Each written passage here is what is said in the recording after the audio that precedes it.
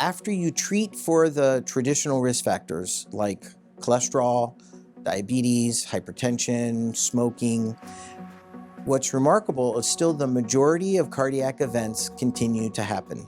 We call this residual cardiovascular risk, and what it means is there are pathways that contribute to heart disease that we're not currently treating. We used blood samples from patients who were followed over time and went on to develop a heart attack, stroke, or die in the ensuing 3-year period, and asked, are there chemical signatures in their blood that help predict the future development of an adverse cardiac event? One of the highest compounds that was unknown, but we could see it on the mass spectrometry, was ultimately figured out to be not one compound, but 2 co-eluting molecules that are linked to our metabolism of niacin. Niacin is vitamin B3. Vitamins are compounds that you have to ingest to be able to survive.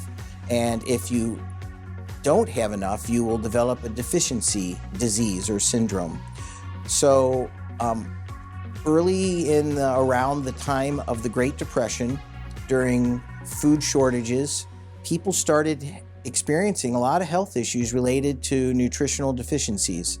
As a result, they began doing mandatory flour and cereal fortification. Now we fortify flours and cereals and oats and rice with over 20 different compounds.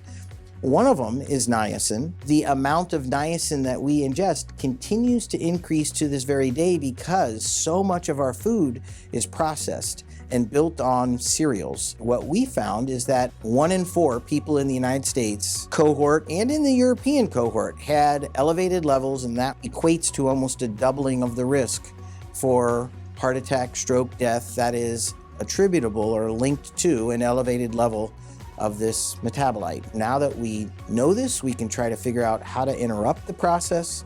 And so for the quarter of the people in the United States that have too high a level, how do we intervene and use this as a therapeutic target?